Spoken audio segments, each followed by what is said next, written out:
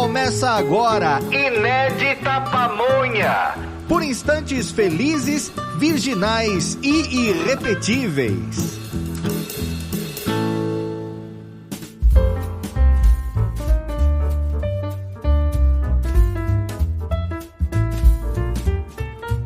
Este é um Inédita Pamonha, mas não um qualquer. Estamos em festa. Estamos celebrando nossa edição de 1 ano. Exatamente 1 ano atrás, começávamos a falar do ineditismo da vida. Falamos que cada segundo é incomparável, cada experiência inédita e virginal. E é por isso que muitas vezes, na crença estúpida de que as coisas se repetem, acabamos não dando a cada segundo o seu devido valor. A pamonha é uma maneira de falar da vida. A experiência na degustação de uma pamonha equivale a qualquer outra experiência. O fato é que não somos os mesmos, o mundo tampouco é o mesmo, e a cada segundo, tanto nós quanto o mundo se transformam, não ficam quietos, não conseguem permanecer, não são iguais a si mesmos, nunca. Então é lógico, o encontro entre nós e o mundo também será sempre outro,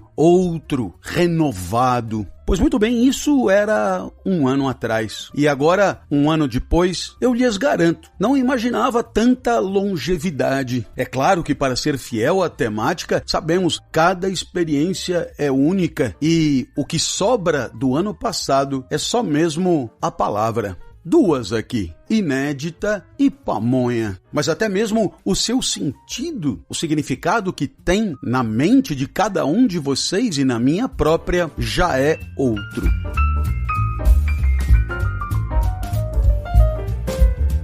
Pois muito bem, nesse Inédita Pamonha inédito, nesse Inédita Pamonha de celebração, a gente resolveu abrir os microfones e dar a palavra a alguns dos nossos ouvintes. Mas é claro que os demais que fazem do Inédita Pamonha um dos podcasts mais ouvidos no nosso país na categoria, os demais evidentemente estarão aqui representados. Então eu vou dialogar, eu vou ouvir e parece que cada um me propõe uma pergunta.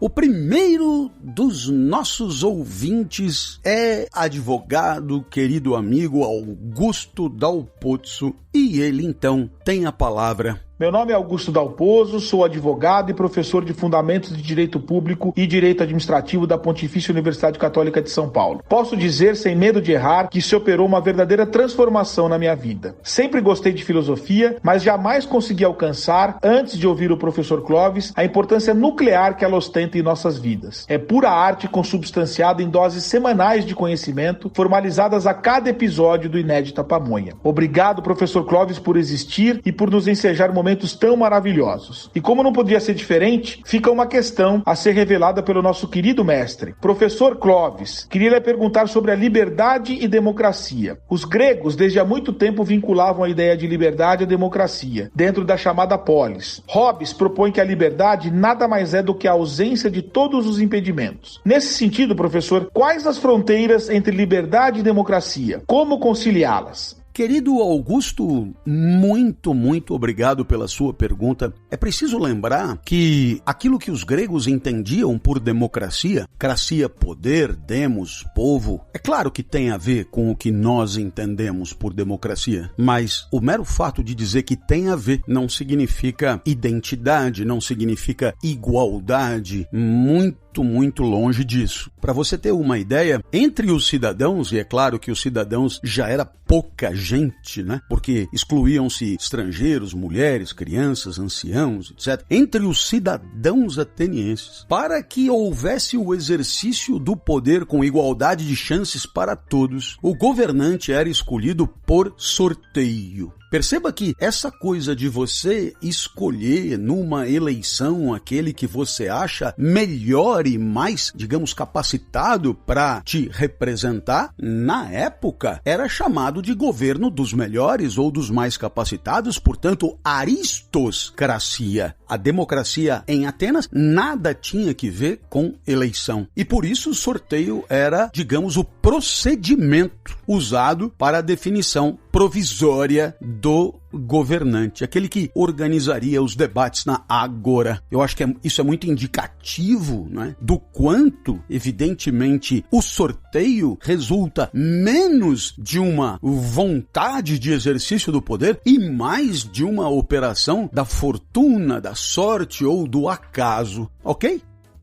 Com a palavra, Mário Vitor Santos, grande amigo, mas eterno chefe no jornalismo da Casper Libero, à direção da Casa do Saber. Olá, eu sou Mário Vitor Santos, jornalista, diretor da Casa do Saber, e me orgulho muito de ser amigo do Clóvis de Barros Filho, do professor, e também de ter participado do imenso sucesso desse podcast, Inédita Pamonha. Eu tenho uma pergunta, Clóvis, em que sentido se pode falar de livre-arbítrio? É uma expressão que sempre me intriga, porque até que ponto nós somos livres para julgar e para tomar decisões? Em que sentido se fala que nós podemos ser livres, podemos julgar sem os nossos preconceitos, sem o nosso passado, sem a nossa criação, a nossa educação e as nossas determinações sociais? Um grande abraço a você e a todos os seus ouvintes. Querido Mário, obrigado pela pergunta, uma pergunta clássica, uma pergunta sobre determinismo e livre-arbítrio. Naturalmente que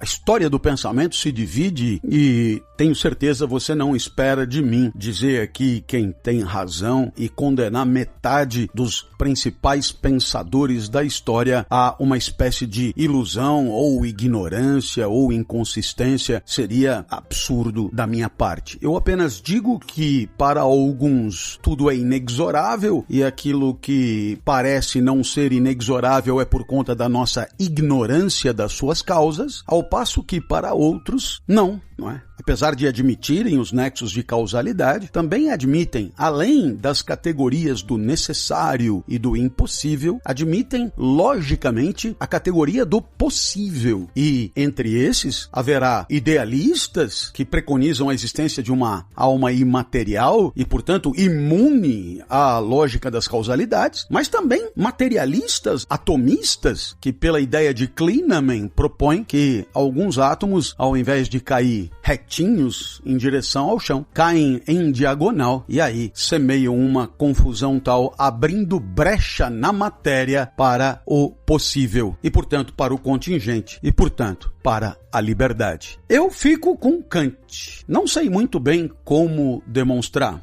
Acho até que a demonstração é impossível e vai além dos limites da razão, mas acredito muito na possibilidade da escolha, na possibilidade de arregaçar as mangas e, em meio a 360 graus de possibilidades, identificar o melhor caminho e ir em frente com todos os riscos que isso representa. Com a palavra, o nosso amigo Luiz Sorge, representante do BNP Paribas Asset Management, portanto, nosso querido patrocinador, sem a decisão do qual o Inédita Pamonha não teria sido possível.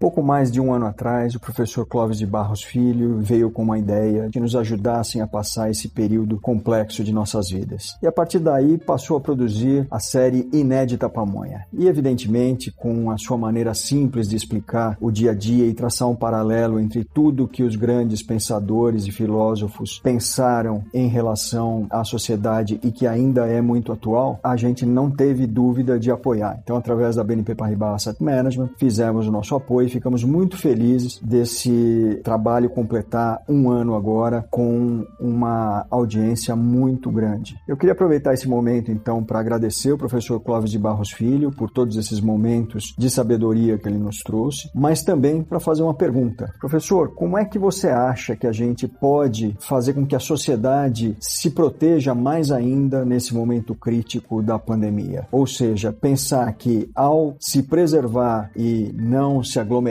não se juntar com outras pessoas, está fazendo um bem maior para ela e para a sociedade, comparado, evidentemente, à angústia que ela tem em casa, que é uma sensação que a todo momento muitas pessoas passam e pensam que a solução para essa angústia é sair, e aí vem essa dicotomia entre sair ou ficar em casa. Um grande abraço. Luiz, você propõe uma questão riquíssima, porque é uma questão que aponta para a complexidade dos valores da vida, da existência e da existência com os demais, tipo valores da convivência ou valores éticos. Essa complexidade sempre condenou a ética à condição de um cobertor curto. Ou você tampa um lado, ou você tampa o outro lado. A ética não dá conta de proteger todos os valores e, portanto, é preciso fazer escolhas, mesmo sabendo que a escolha preterida, ela também tem argumentos, porque ela também tem o seu valor. Sempre acreditei, Luiz, que viver é muito mais do que sobreviver, que todos os valores da vida vão além da sobrevivência, que ninguém, nem mesmo asfixiado, quer viver para apenas continuar vivo. Querem viver por conta do amor, por conta do afeto, por conta das alegrias, por conta das experiências, por conta da excelência, em suma, por todos os valores que a vida tem e que vão além de simplesmente continuar vivo. Por outro lado, continuar vivo é condição para todos esses valores. Então, é claro, na hora que você põe na balança a ansiedade íntima e angustiada de permanecer aí aprisionado em quarentena e a questão da maneira como esse vírus ele se expande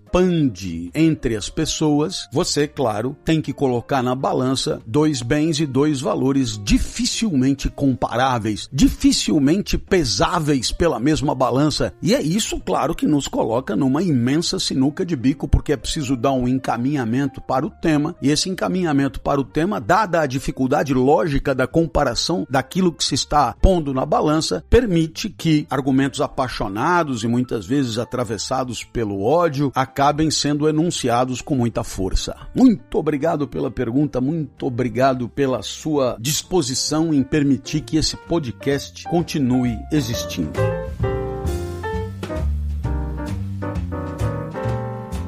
Bem, damos agora a palavra ao mais importante palestrante da história do nosso país, intelectual espetacular, professor de didática incomparável, autor de livros de extraordinária relevância e, sobretudo, pessoa generosa, capaz de investir na lucidez de qualquer um, tenha o repertório que tenha. Mário Sérgio Cortella, muito obrigado por se juntar a esta comunidade de pamonheiros. Muito bem, eu, Mário Sérgio Cortella, adoro quando o Clóvis de Barros Filho diz que ele é um explicador. E eu não perco de modo algum as explicações que o Clóvis oferece, partilha, passa adiante nas palestras, nas aulas, nas lives, no seu podcast, em tudo aquilo que marca a presença de uma inteligência refinada e, ao mesmo tempo, muito bem explicadora. Por isso, uma questão, inclusive pela formação que o Clóvis tem também na sua trajetória. Você acha, Clóvis, que há a possibilidade de oferecer uma identidade em algum tempo futuro entre direito e justiça? Isto é, direito e justiça podem se tornar sinônimos? Já o foram. É provável que não estejam sendo. Poderão vir a ser um dia. Essa explicação eu quero. Querido Cortella, quando na República, livro 1, Platão se pergunta o que é a justiça, houve das pessoas várias respostas, sempre protegido pela personagem Sócrates. Talvez a mais famosa dessas respostas seja mesmo a de Trasímaco, que dirá que justiça é mesmo aquilo que é útil ao mais forte. Cabe ao mais forte decidi-la, e o mais forte decide o que é justo por intermédio de regras, por intermédio de normas, cuja elaboração ele controla também. Portanto, de uma certa maneira, tanto a ideia de justiça quanto a ideia de direito estariam sempre na esfera da hipocrisia social que tenta mascarar a dominação nua e crua do mais forte sobre o mais fraco. Bem, Cortella, sabemos bem, todos aqueles que acompanham um pouco a história da nossa humanidade e, por que não dizer, a nossa vida nesse nosso presente cotidiano, que um pouco é isso mesmo. né? Mas talvez não seja tudo isso mesmo. E talvez seja possível mesmo pensar a justiça, por exemplo, como Platão, onde cada um pode realizar a sua natureza no interior da polis, seja você um artesão, seja você um guerreiro, seja você um filósofo, realizando plenamente a sua natureza e com isso compondo um coletivo onde cada um se encaixa em harmonia com o todo, sendo a cidade uma espécie de laboratório, uma espécie de cosmos em pequenas proporções. Talvez pudéssemos também dar razão a Aristóteles, afinal de contas, a justiça tem um pouco de distributiva na hora em que, pelo mérito, damos mais a quem tem mais e menos a quem tem menos, ou então um pouco de comutativa ou corretiva na hora que danos são recompensados, assim como serviços são recompensados na justa igualdade, e por isso, de certa maneira, a gente pode dizer que é possível pensar a justiça além da força. Acredito eu que os legisladores pudessem, de fato, para além da preocupação política de permanecer legisladores e, portanto, para além das preocupações que são as suas de profissional da política, muito bem estudadas pela sociologia política, para além das suas estratégias, pudessem, de certa maneira, considerar reflexões importantes sobre a justiça que de Platão e Aristóteles até o estrito contemporâneo da teoria da justiça de John Rawls, das reflexões sobre liberdade e justiça de Amartya Sen, das reflexões sobre capacidade de Martha Nussbaum, das reflexões de Michael Sandel nas suas aulas em Harvard, e tudo isso nos ajudaria demais a alguma lucidez parlamentar e, com isso, a produção de leis mais próximas do que talvez entendamos pelo que é mais justo. Obrigado pela tua pergunta. Vale um curso inteiro e o aperitivo é sempre arriscado. Eu dou a palavra agora à minha querida amiga Érica Barboni, comunicadora que é nossa ouvinte, um privilégio, uma alegria. Por favor, manifeste-se. Salve a tutti, sono Érica Barboni. Olá a todos e todas, sou Érica Barboni, vivo em São Paulo há 7 anos e sou apaixonada pela Inédita Pamonha. Minha pergunta vem me fazendo há 1 ano já. Somos mais humanos quando nos reunimos em grupo ou quando nos isolamos? E caso escolhemos por essa segunda opção mais antissocial, como viver plenamente nesse espaço, que parece uma espera entre o mundo de antes e o mundo de depois, sem perdermos nossas referências? Acredito, Érica, que se o homem não é, como queria Aristóteles, essencialmente social e político, e, portanto, carecendo visceralmente de uma integração na polis para realizar a sua humanidade, se isto não é assim, isto é perto disso. E por quê? Porque no isolamento, na solidão mais radical, perdemos boa parte das nossas mais augustas competências, entre elas a linguagem, entre elas o logos, né? Que é ao mesmo tempo linguagem, palavra, e é também lógica, é também, digamos, a educação da mente para pensar.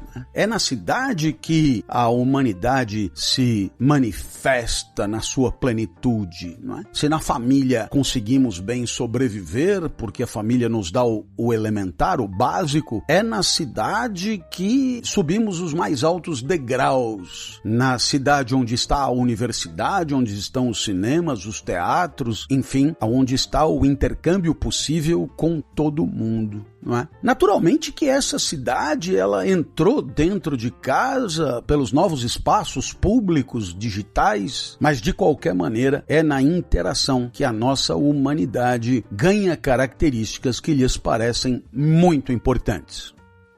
Com a palavra, meu amigo Miguel Maria. Meu Deus, que alegria, quanta saudade, quanta boa lembrança da cidade do Porto. Olá a todos, o meu nome é Miguel Maria, vivo em Portugal, no Porto. Eu sou diretor executivo da Ação Comercial do Porto, Palácio da Bolsa. Eu tive o privilégio de conhecer o professor Clóvis em 2018, quando o convidámos para dar uma palestra para os nossos associados. Por sinal foi um sucesso. E desde aí ficou uma grande amizade, da qual muito me orgulho. Eu, como ouvinte assíduo da Inédita Pamonha, deixo aqui uma pergunta ao professor. Professor, com o envio do robô Perseverance nos últimos tempos, tem-se falado muito de Marte e da presença do homem nesse planeta. Assim, neste contexto, como é que vê o futuro da relação do homem com o universo? Não poderá isto estimular uma visão antropocêntrica há muito ultrapassada? Um grande abraço. Miguel Maria, tua pergunta é incrivelmente pertinente. De fato, o homem, durante muito tempo, imaginou-se centro do universo. Graças ao próprio homem e à sua genialidade, se deu conta que não era bem assim, e que o homem, na verdade, era habitante de um planeta secundário, planeta esse de uma estrela secundária, de um sistema planetário, entre outros, de uma constelação, entre outras. Em suma, o homem entendeu que ele só não é mais periférico por falta de centro. Portanto, o homem está aleatoriamente em algum lugar do infinito, indo em movimento, alucinado, do nada para lugar nenhum. E, naturalmente, ante essas novas constatações, as novas aventuras interplanetárias do homem talvez possam devolver ao homem alguma veleidade antropocêntrica, tirando-lhe uma humildade bem-vinda e conquistada há séculos e devolvendo-lhe uma certa prepotência, uma certa pretensão divina e, enfim, esta possibilidade existe mesmo. E, é claro, ainda mais num mundo tão dividido e tão dilacerado por opiniões tão conflitantes, algumas alinhadas com, digamos, as descobertas científicas e outras alinhadas com outras narrativas, outros discursos que a ciência já ousou demonstrar falaciosos, falsos, equivocados, mas que são ressuscitados e resgatados à luz de outras fontes de legitimação de conhecimento. Então, nesse mundo salpicado de representações, as mais entrecortadas, as mais hostis entre si, tudo de fato é possível, até mesmo o retorno de um homem pretensioso da sua centralidade no cosmos.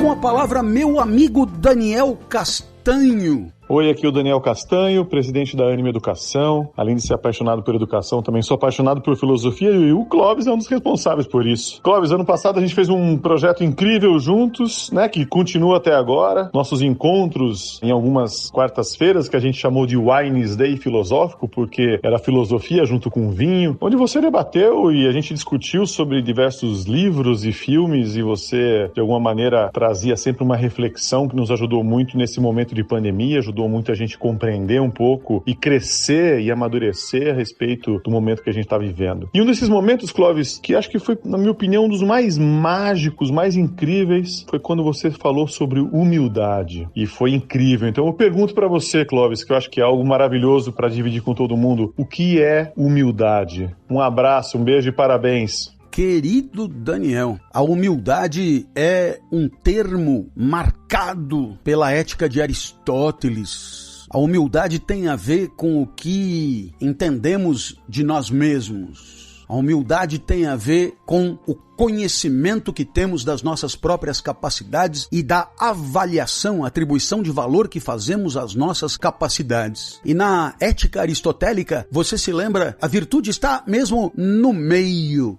entre um excesso e uma escassez. No meio entre alguém que se toma por muito mais do que efetivamente é e alguém que se toma por muito menos do que efetivamente é. Portanto, naturalmente, estamos aí buscando uma espécie de virtude, uma virtude que está a meio caminho entre a arrogância, a pretensão, um discurso sobre si desmesurado, recheado de falaciosas aptidões, e um outro discurso excessivamente apequenador de si mesmo. Então, é nesse cenário que a humildade se encontra numa reflexão sobre o comportamento virtuoso, entendendo sempre a virtude em Aristóteles como um traço de caráter, portanto, algo que nos ajuda de maneira habitual a pensar e a agir no mundo, um traço de caráter, condição da vida feliz. Mas a humildade, além de ser uma virtude, né, na ética das virtudes aristotélicas, a humildade também é entendida como um afeto. E um afeto não é uma virtude. A virtude é um traço de caráter. A virtude é uma referência de comportamento consolidada em hábito e que nos leva à felicidade, né? Enquanto que um afeto é uma transformação de corpo e alma à luz dos encontros com o mundo. E a humildade é uma forma particular de tristeza determinada por um flagrante de si mesmo. Enquanto o orgulho é você olhar para si, observar uma característica em si mesmo e se alegrar, sua potência sobe, seu tesão pela vida aumenta com aquilo que você acabou de fazer e observou-se fazendo, a humildade é uma espécie de tristeza, um apequenamento determinado por um flagrante em si mesmo entristecedor.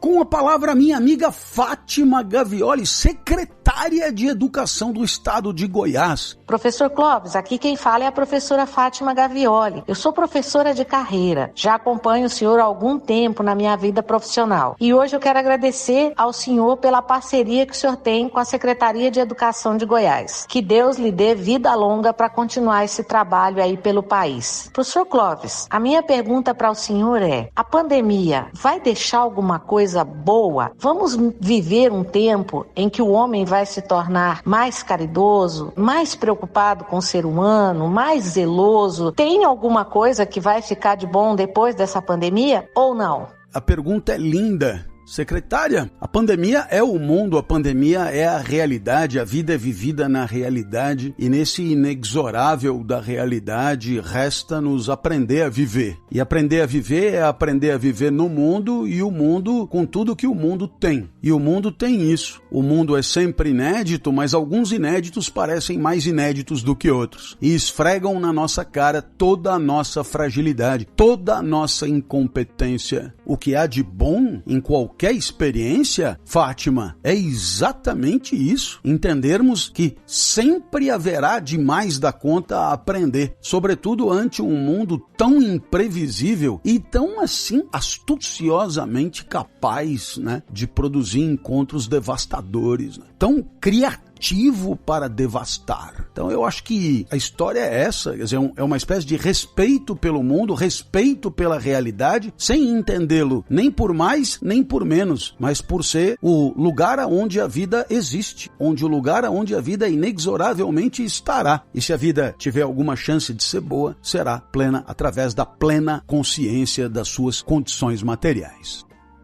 Com a palavra, mais um dos nossos patrocinadores, Gerson Mella, que é o head de pessoas da Eastman Chemical do Brasil. Alô, alô, saudações aos ouvintes do Inédita Pamonha e ao meu querido amigo professor Clóvis de Barros Filho. Aqui quem fala é Gerson Mella, head de recursos humanos da Eastman Chemical do Brasil, um dos patrocinadores do podcast. Eu gostaria de aproveitar esta oportunidade para deixar os meus parabéns a você, professor, pelo aniversário do Inédita Pamonha e pelo sucesso do podcast que é ouvido no mundo todo. Agora, Clóvis, diga aqui para mim, que avaliação você faz do desempenho do podcast no último ano e quais são seus planos para o futuro do Inédita Pamonha? É isso que eu tô querendo saber. Abraço, meu querido. Muito obrigado. Assim como disse ao Luiz, Gerson, sem você o podcast não teria rodado. E a avaliação que eu faço do podcast é que, primeiro, ele me alegrou a cada semana. Segundo, ele alegrou alguns dos nossos ouvintes que se manifestaram nesse sentido. Terceiro, deve ter alegrado a muitos outros, porque o número de ouvintes não parou de crescer. Quarto, a menos que sejam masoquistas, estão pelo menos minimamente esperando que ele continue. O plano é esse. O plano é continuar reservando quinta-feira para pensar sobre a vida a partir de referências que não estão no cotidiano do pensamento, dando ao espírito iguaria fina, que é claro, não é ministrada por mim. Eu apenas esquento no micro-ondas. Eu apenas pego o que já chega pronto, o que já é trazido pelo motoqueiro. A única coisa que eu faço é botar no micro-ondas para sua degustação. Desde lá dos pré-socráticos até os atuais contemporâneos. É esse o meu trabalho, o trabalho de requentar, sem estragar muito. Tomara a gente continue juntos, tomara continuemos contando com a tua parceria e a tua generosidade. Valeu! com a palavra meu amigo profeta Hernanes. Hernanes, ex-jogador da Internazionale de Milão, Juventus de Turim, da Lazio, jogador que esteve lá pelo Oriente, que joga no São Paulo Futebol Clube. Olá, professor Clóvis de Barros, eu sou o Hernanes, jogador do São Paulo Futebol Clube, e estou muito feliz de poder participar do Inédita Pamonha. Minha pergunta, minha reflexão é: como eu posso fazer para, de fato, cada pamonha que eu coma, que eu vá comer daqui em diante, seja realmente inédita e não seja apenas uma reprodução de sinapses que foram construídas ao longo da minha vida, da minha trajetória? Como de fato fazer isso? É possível viver uma vida tendo esse tipo de abordagem diante das coisas, diante do dia a dia? E aí eu transfiro para o meu campo de atuação. É possível, após 15 anos jogando futebol, treinando todos os dias praticamente, eu vá treinar hoje e encontre ineditismo? Obrigado, professor. Grande abraço. Meu querido profeta, você sabe melhor do que eu. Você pode até repetir, treinar todo dia e todo dia, Hernanes. Mas cada toque na bola é incomparável, porque senão não haveria erro. A esfericidade da bola é o infinito de possibilidades do seu encaminhamento. E aí o Cafu vem pela direita e cruza. Se fosse matemático. Se fosse da esfera da necessidade. Se fosse pegar na bola desse jeito e cair na cabeça do centroavante. Não haveria erro. Mas mesmo para os pés e mãos mais treinados, como o gol muda de tamanho, como o goleiro muda de estatura, como a bola muda de peso, como o ar respirado muda de rarefação. Cada instante é um instante. E a repetição, o treinamento, nada mais é do que uma insana tentativa de reduzir os efeitos surpreendentes dos encontros sempre inéditos com um mundo que nunca se repete, a ponto de tirar das arquibancadas dos estádios os torcedores do próprio time e do time adversário.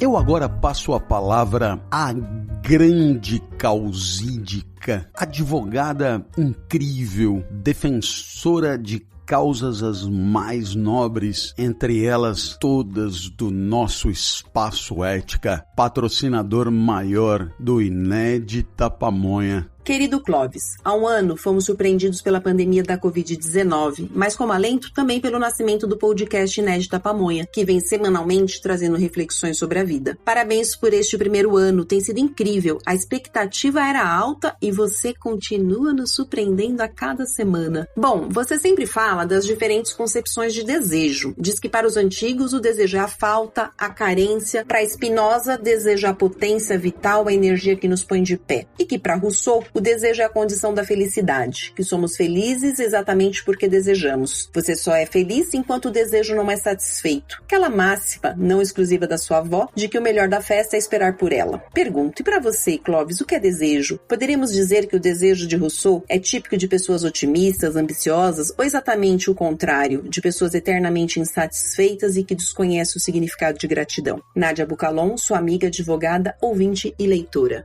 A doutora Nádia pergunta o que para mim é o desejo. E eu entendo o desejo à moda de Platão como sendo uma mobilização para o que falta, para o que faz falta, um desejo erótico, erotizado, mas eu gosto mesmo de entender o desejo como força vital, o desejo como a própria potência, como a própria energia de que dispomos no instante vivido, o desejo como sendo o recurso maior de vida. Assim entendo o desejo como um princípio mesmo, a partir do qual todas as competências, todas as habilidades, todas as realizações são possíveis. No que diz respeito a Rousseau, é sempre fundamental inserir as reflexões de Rousseau numa crença primeira e profunda, que é a dessa particularidade do humano, um humano que é dotado de vontade, entendendo a vontade como sendo tudo o que na vida do homem transcende o instintivo, não é? Então, é claro, o homem tem natureza instintiva? Tem. O homem tem algumas respostas prontas, imediatas? Sim, tem. Anti-estímulos do mundo? Sim, como um gato tem. Mas é claro que a vida do homem vai muito além, mas muito além. E é exatamente por isso que todo esse intervalo imenso, oceânico, entre o instinto e a vida de um homem que chamamos de vontade. O desejo em Rousseau, ele é justamente essa adequação profunda entre o que temos de mais instintivo em nós, submetido aos crivos da vontade, da razão, da inteligência, aonde está, evidentemente, a moral, a ética e todo o saber prático.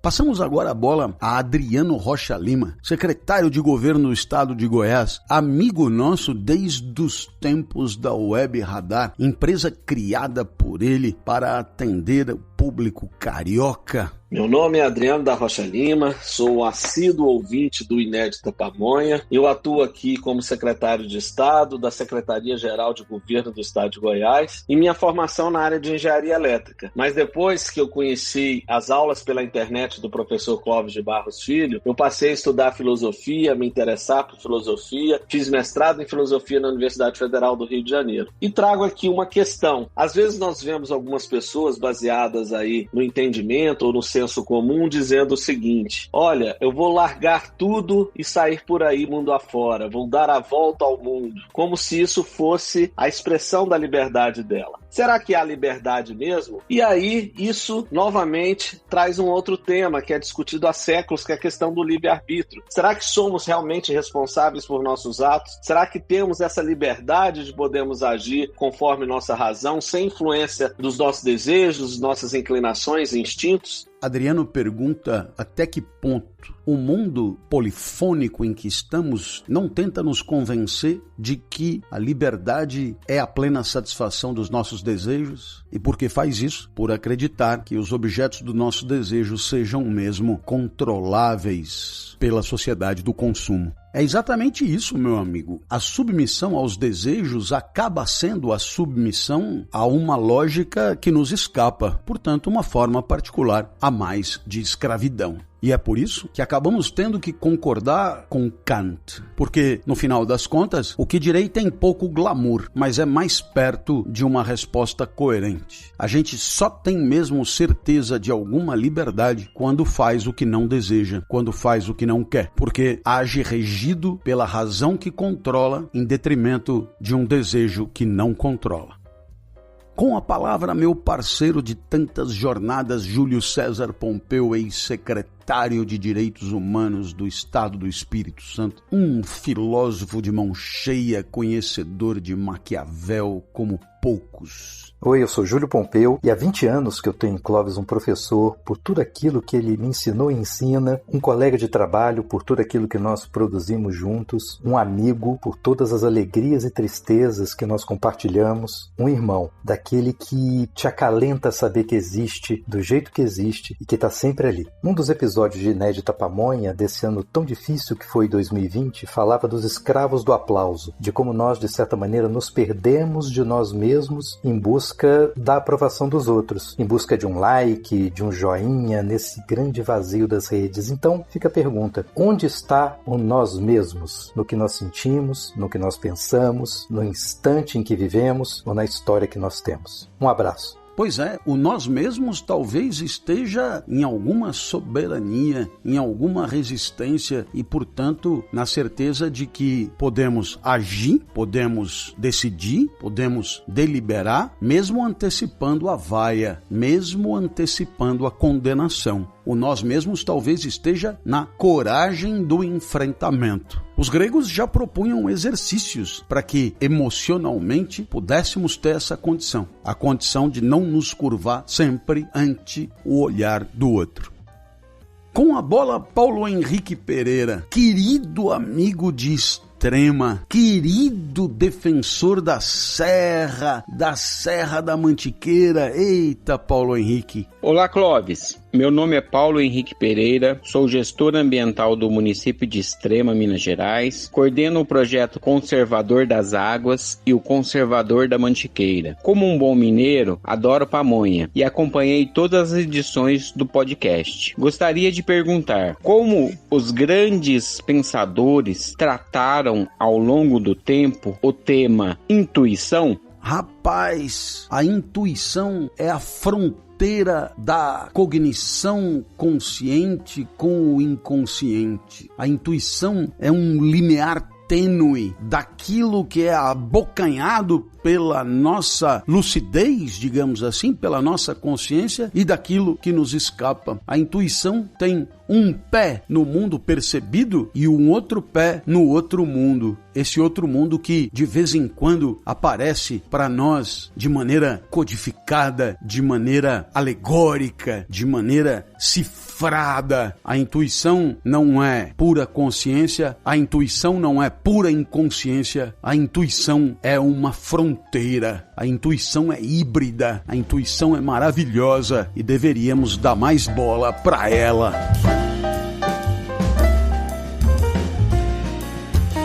Com a palavra Monja Cohen. Meu Deus, querida amiga Monja, manifeste-se, que honra recebê-la. Inédita Pamonha, parabéns! 1 ano de podcast e eu estou aqui todas as quintas-feiras apreciando o professor Clóvis de Barros Filho. E eu tenho uma pergunta. Quando eu faço palestras, eu gosto de ver o público, porque eu preciso dessa interação. Falei com um ator esses dias. Ele diz, não, quando eu estou no palco, eu não vejo o público. Lá é um grande escuro, mas eu sinto. Eu sou capaz de sentir as diferentes pessoas. E eu queria perguntar, o que é essa capacidade de visão, que não depende dos glóbulos oculares? A capacidade de ver a realidade, de estar presente no presente. Por favor, professor.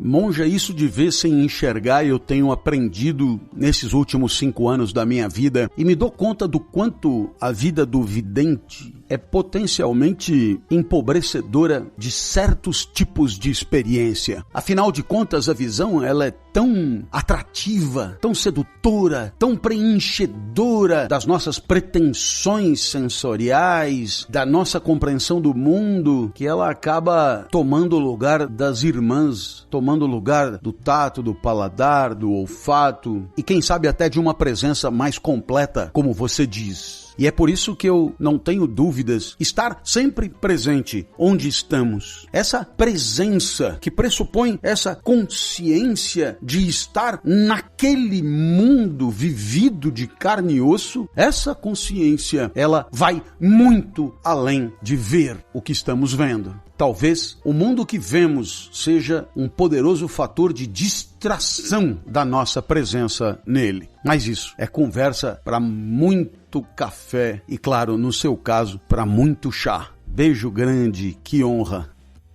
Com a palavra, meu amigo Henrique Leão, meu amigo da Prudential. Meu amigo, que maravilha! 1 ano, como passa rápido esse tempo. Ora, uma pessoa opípara, uma pessoa paladina como você é, só temos a agradecer. Mas eu quero hoje aproveitar e fazer uma determinada pergunta, uma pergunta sobre um dos seus capítulos. E eu escolhi o capítulo número 45, que é Controlando a Raiva. E você faz um comentário sobre um filósofo Epicteto, e esse filósofo, ele tem o pensamento que o sentimento, a interpretação, o que damos significado e que tem significado para nós pode trazer a interpretação e nos trazer a emoção da raiva. Dito isso, como podemos mudar a nossa maneira de pensar, como podemos mudar a nossa maneira de interpretar a vida ou uma determinada coisa, mas de forma prática, Clóvis? Porque você há de concordar que isso é uma coisa muito difícil. Um forte abraço do seu amigo tricolor aqui do Rio de Janeiro, Henrique Leão.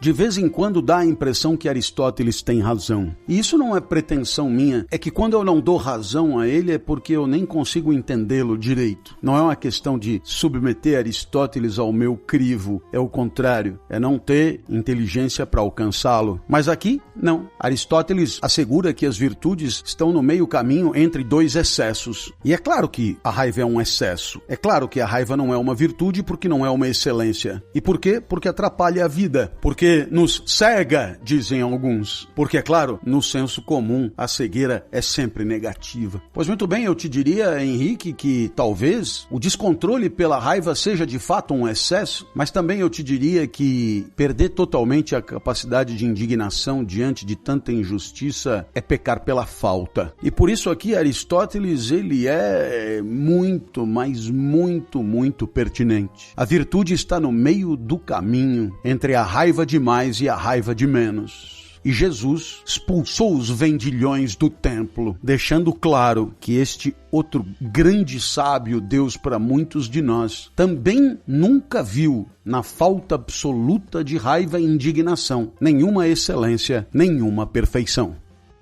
Com a palavra Tânia Morales, jornalista incrível. Olá, eu sou Tânia Morales, eu sou jornalista, sou apresentadora da Rádio CBN e estou muito honrada em participar dessa edição especial de aniversário do podcast Inédita Pamonha. O professor Clóvis consegue fazer a gente se apaixonar pelos filósofos. Ele traz as linhas de pensamento da filosofia para a vida real, para serem aplicadas no cotidiano, nas nossas questões existenciais, nos nossos dilemas do dia a dia. Isso é maravilhoso e muito obrigada, professor, pelo podcast que você nos entrega assim de bandeja todas as quintas. E eu vou fazer uma pergunta da minha área, que é a área do jornalismo, que é a de perseguir a verdade, porque a gente aprende na faculdade que a gente precisa se manter fiel aos fatos. E agora nós vivemos num mundo em que parece que cada um tem a sua verdade, basta inventá-la. Então, professor Clóvis, eu queria saber se existe a verdade, aquela verdade verdadeira, aquela que nós, jornalistas, perseguimos. Verdade verdadeira.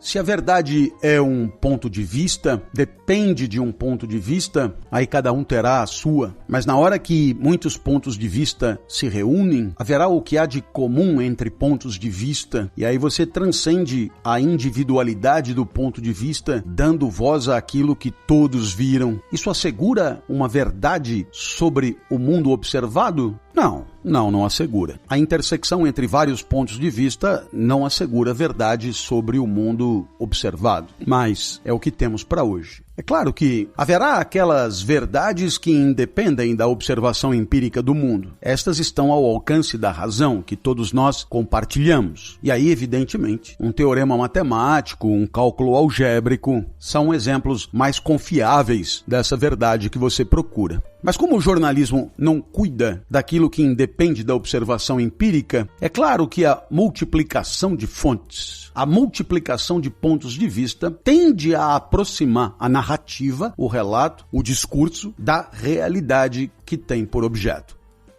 Com a palavra Maite Carvalho, nossa parceira do Clássicos do Pensamento. Professor Clóvis, quem fala é Maite Carvalho, sou comunicóloga, sou comunicadora e uma grande entusiasta da comunicação e fã do senhor. Tem uma fala do senhor que é sobre o estudo. Quando estudamos, fazemos parte da humanidade, tornamos-nos assim mais humanos. E a minha pergunta hoje é, será que esse discurso de ódio, essa postura, até mesmo o cancelamento nas redes sociais, seria fruto então da falta do estudo que nos permite exercer a nossa humanidade, o que temos de mais poderoso? Gostaria de saber a sua opinião. O ódio, eu acredito muito nessa simetria com o amor. O ódio é uma tristeza que tem como causa algo que discernimos na nossa consciência. O ódio é uma tristeza acompanhada da ideia da sua causa. O ódio é uma tristeza que tem alguma consciência da sua raiz. Tem alguma consciência do mundo que a causa, que a determina. E é claro que uma coisa é certa, um mundo de ódio é um mundo triste. É um mundo triste que tenta diagnosticar desesperadamente as causas dessa tristeza.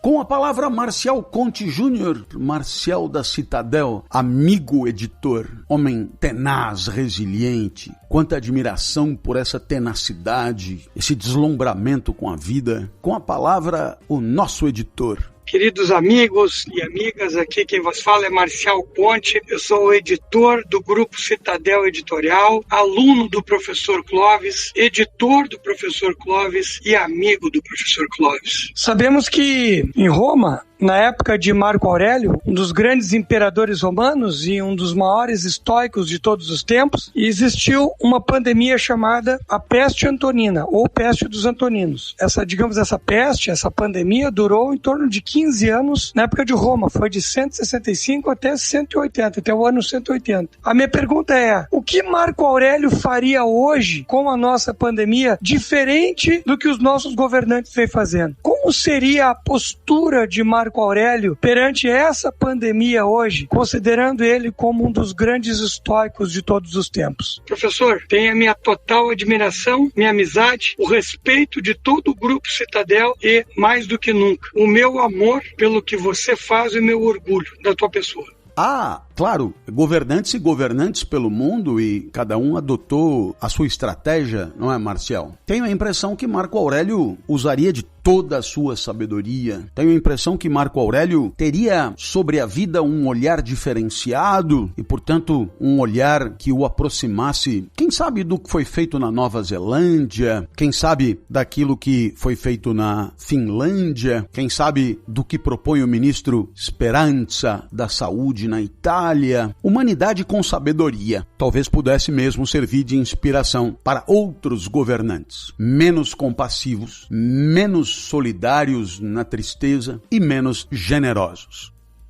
Com a palavra Aida, querida amiga da editora Planeta. Oi, Clóvis, conta aí no Inédita Pamonha pra gente. Todo mundo sabe o que fazer para cuidar da saúde física, né? Mas o que a filosofia nos ensina, nos orienta sobre como cuidar da saúde mental nesses momentos tão difíceis que a gente está vivendo? O que a gente pode fazer? Qual que deve ser a nossa atitude frente a tudo isso? Pra gente não ficar depressivo, ansioso, tudo isso que a gente vem sentindo. Valeu, obrigada. Muito sucesso pra Inédita Pamonha. Eu, sinceramente, recomendaria, já que não há, assim, à disposição para longas leituras, eu recomendaria um pequeno texto, Da Tranquilidade da Alma, de Sêneca. Eu acredito que esse texto possa ser muito, muito, muito adequado para a discussão das questões ligadas à pandemia, em especial relacionadas às turbulências da alma, relacionadas à ansiedade. Querida amiga Aida, muito obrigado pela sua pergunta.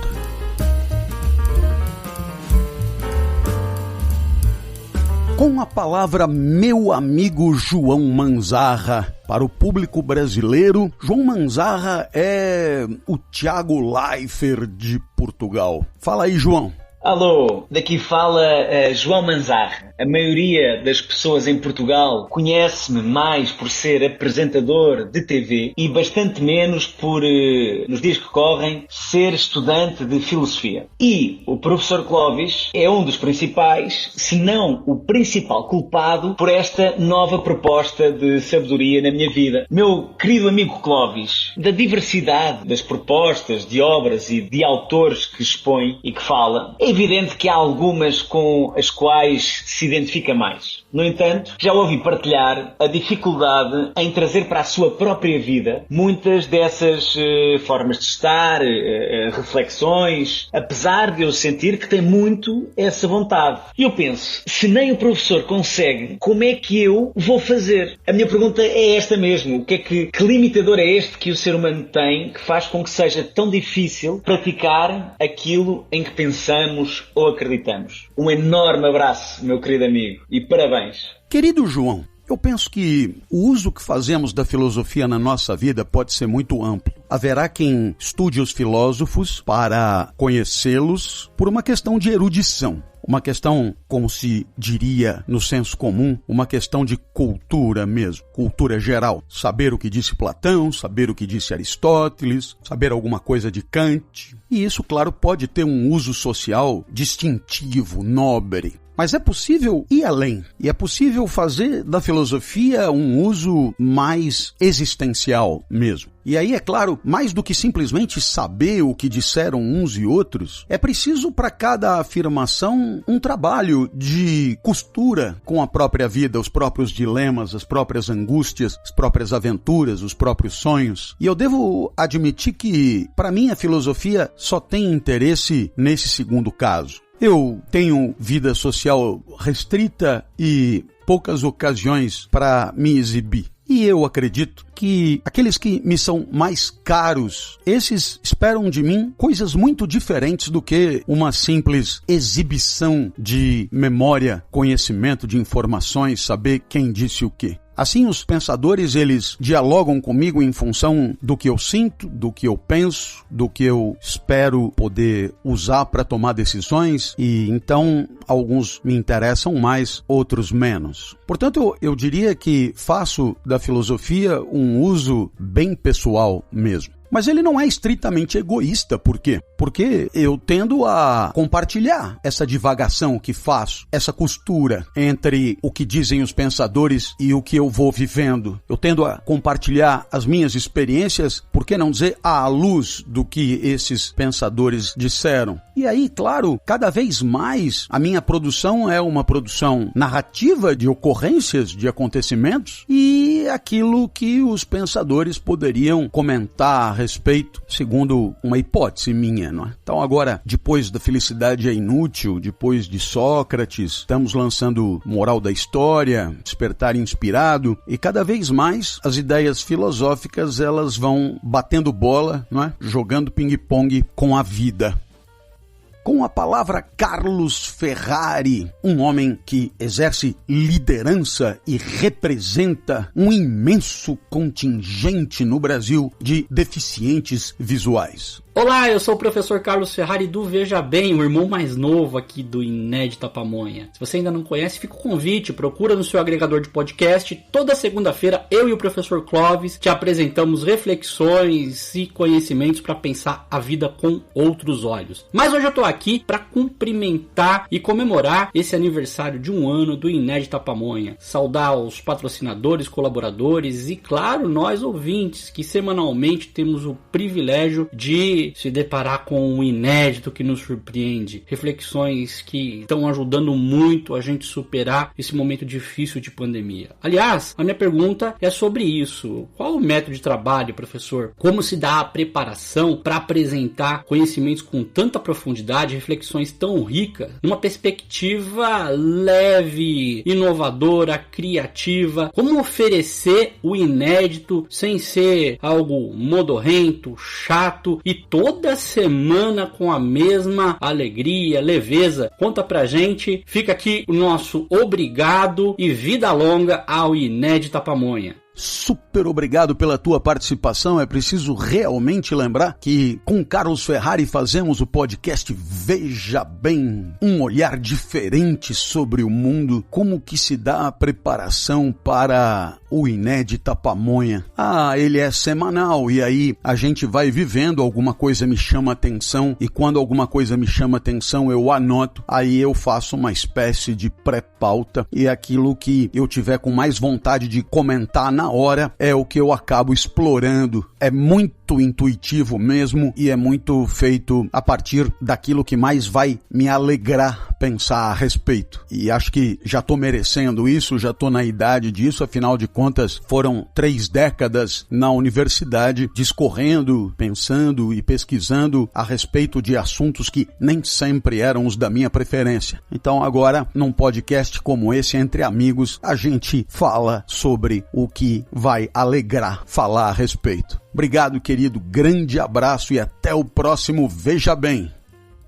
Com a palavra, a minha amiga Ana Luísa Borges, outra representante do direito. Luísa Porto Borges, sou advogada, mãe e leitora voraz. No entanto, tinha dificuldade em compreender a filosofia. E esse temor reverencial perdurou até conhecer o professor Clóvis de Barros. Ele não só fez com que eu me aventurasse por Platão, Aristóteles e Spinoza, como abriu meu mundo com perguntas e respostas. Esse despertar não só me tornou uma pessoa melhor, como me fez mais generosa com o meu próximo. E queria que você me dissesse como em um mundo tão binário eu posso ter acesso à felicidade. Como buscar o bem-estar e a vida boa dentro de tanto sofrimento e desigualdade? Seria ético atingir a felicidade nos tempos atuais? Ou seria egoísmo me sentir feliz no meio do caos que vivemos? É possível falarmos de vida boa diante de tantas restrições nos contatos sociais e afetivos? Parabéns pelo podcast, sucesso sempre, um grande abraço. Nossa, muito obrigado pela tua pergunta. Penso que devemos nos sentir sempre autorizados a alguma felicidade, em especial se tivermos da felicidade um entendimento um pouco mais aprofundado, se tomarmos a felicidade, por exemplo, a moda de Aristóteles, como a plena realização de nós mesmos, talvez seja justamente na tempestade, né? Tal como Aristóteles mesmo conta a história daquele navegador que teve que tomar uma decisão no meio da tempestade entre ficar com a tripulação, jogar a carga, ou ficar com a carga, jogar a tripulação, ou morrer todo mundo e perder a carga, ou enfim, N possibilidades. E de uma certa maneira o que Aristóteles sugere por detrás de toda essa dúvida é uma certeza, a certeza de que a reflexão sobre a vida, ela se dará sempre em meio a algum tipo de tempestade. Se formos esperar condições ideais de existência para nos autorizar alguma felicidade, evidentemente não seremos felizes nunca. Então, nesse sentido, eu acredito que, inclusive, em tempos de pandemia, a nossa plena realização pode passar por estender a mão, pode passar por uma palavra amiga, pode passar por um consolo, por uma palavra de ânimo, e isso é alentador. Eu tenho a impressão, inclusive, que os mais sofridos esperam de nós afetos, energia, potência, para que possamos abastecê-los disso, né? Se nos curvarmos com eles, teremos menores condições de ajudá-los, de tirá-los de onde estão, e por isso acredito mesmo na possibilidade da luta pela vida boa, onde, quando e como a vida se apresentar.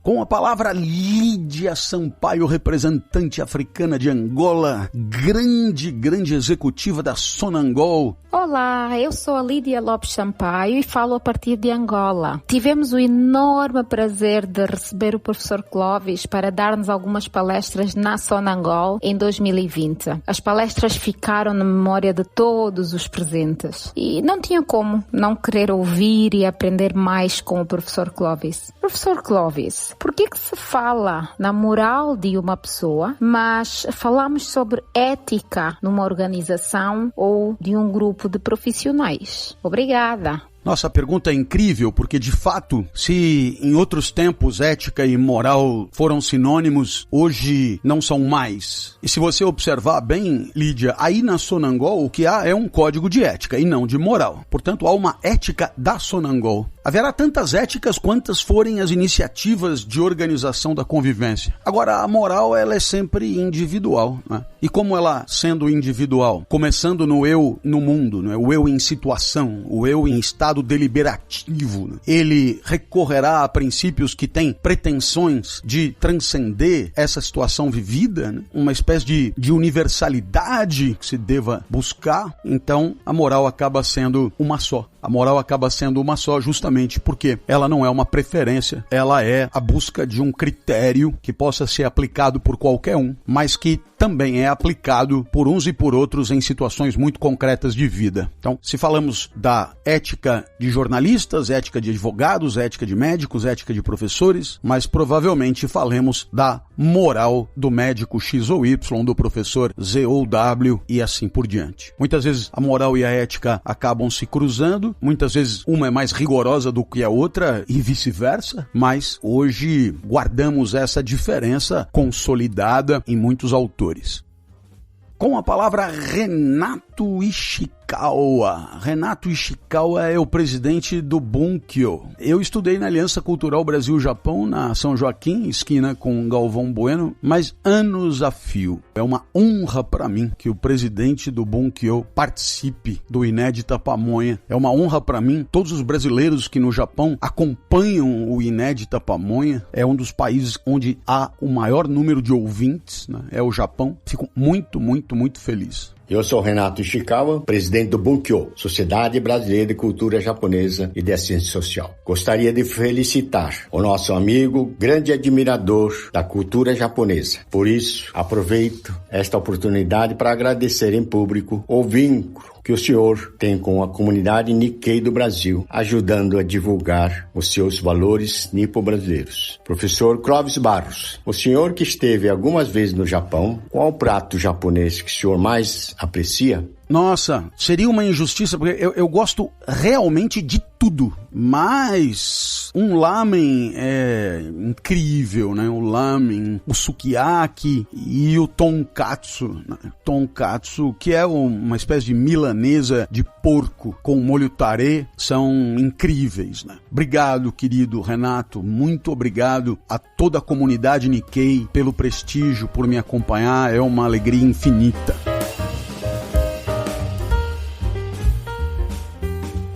Com a palavra, meu amigo Maurício da Bionexo, que reúne a família para nos acompanhar. Clóvis, aqui é Maurício e eu quero aqui compartilhar a alegria de poder conversar com os filhos e com a família ouvindo o seu podcast. A gente faz essa experiência a cada tempo porque eu entendia que era uma maneira muito simples de falar de filosofia sem ir para os livros, ao mesmo tempo falar com adolescentes de assuntos tão importantes sem que seja chato, que seja divertido, mas que seja ao mesmo tempo inédito. Eu, Miguel, Luquinha, Camila, queremos deixar um abraço carinhoso em você e a gente vai continuar te ouvindo a cada quinta, ou sexta, ou sábado, sem regra, mas ouvir toda semana. Um abraço. Que honra, que honra. Minha amiga Maria Clara, professora titular de ética da Federal do Rio de Janeiro, especialista, assim, de altíssimo nível. Por favor, minha querida, que honra recebê-la. Meu nome é Maria Clara Dias, eu sou professora titular da UFRJ, estou há mais de 25 anos na academia, sou pesquisadora do CNPq há também quase 25 anos, então é um prazer estar aqui, é um prazer poder participar desse podcast que está fazendo um sucesso enorme, né? E a minha pergunta para o professor Clóvis, ela vem justamente desse lugar, né, da academia. Eu tenho me sentido muito insatisfeita em perceber que o espaço da academia é um espaço muito conservador, né, em muitos sentidos, um espaço muito fechado e muito elitista. E eu queria perguntar para o Clóvis justamente isso, se ele vê alguma chance da filosofia sair para as ruas e da filosofia ela se aproximar do lugar do qual ela nunca deveria ter saído, que é a praça, é o lugar onde as decisões são tomadas, onde as questões que são relevantes para a sociedade são efetivamente pensadas, né? Ou seja, o próprio ambiente filosófico poder transformar a academia, que é esse lugar estático e que permanece conservador e elitista durante todos esses anos.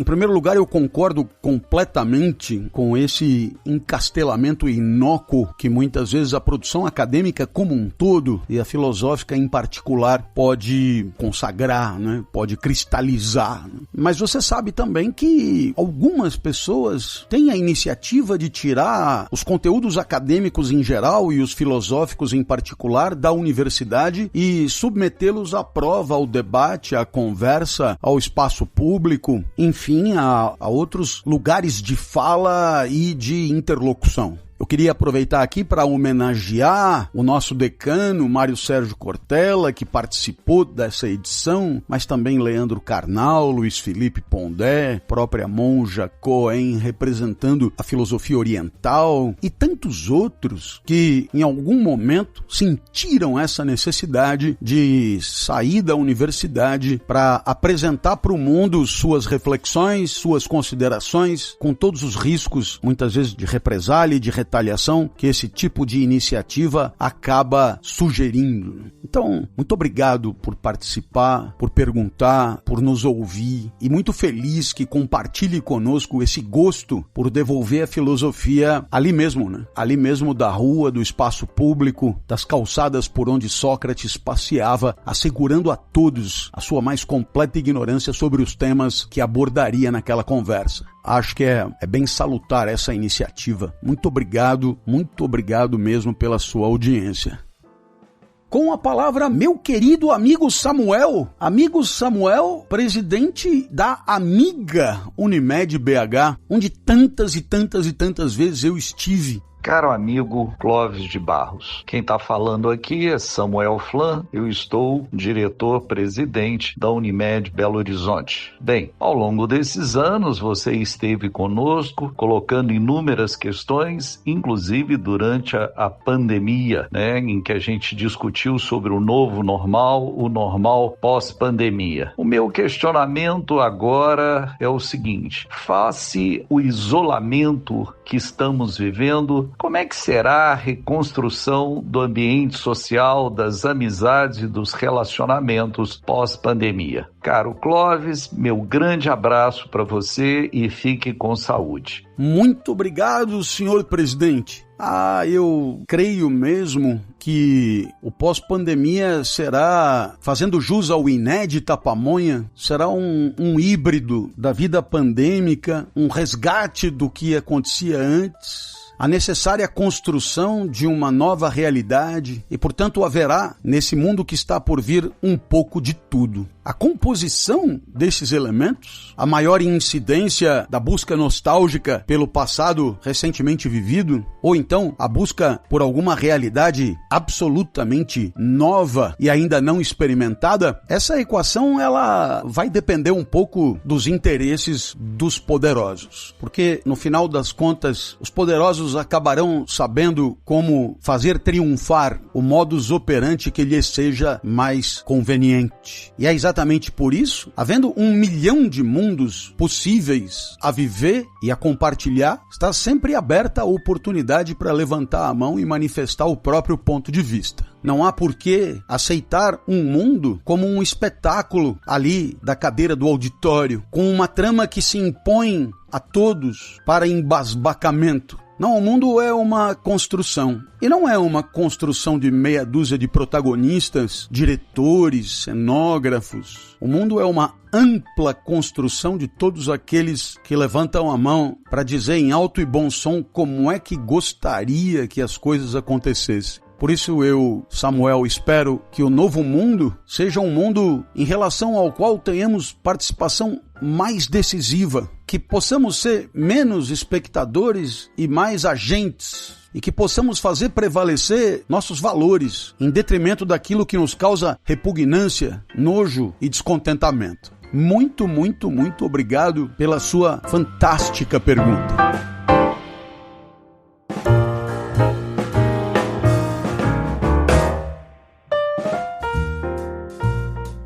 Bem, pessoal, eu fico emocionado de encerrar essa edição especial com esses que se manifestaram, levantando indagações, demonstrando apreço pelo podcast. Aproveitar a oportunidade para agradecer os nossos Eastman Chemical do Brasil, BNP Paribas Asset Management e Profus Haché, através dos seus representantes. Agradecer realmente, genuinamente, a oportunidade que nos dão de continuar com esse canal, conversando com todas essas pessoas e permitindo semanalmente uma oportunidade de reflexão sobre a vida que a retira da mesmice das utilidades e a coloca no ineditismo do prazer inédito, do prazer singular, do prazer irrepetível, do prazer virginal. E se é esse mesmo o caso, estaremos aqui para começar na semana que vem o ano 2 de Inédita Pamonha, porque já que há alegria, não vejo por que trocá-la por férias. Que continuemos juntos e que o segundo ano possa ser celebrado também. Afinal de contas, sempre haverá tema, sempre haverá reflexão, sempre haverá vontade de pensar diferente. Muito obrigado para você que gosta. Até quinta que vem. Valeu!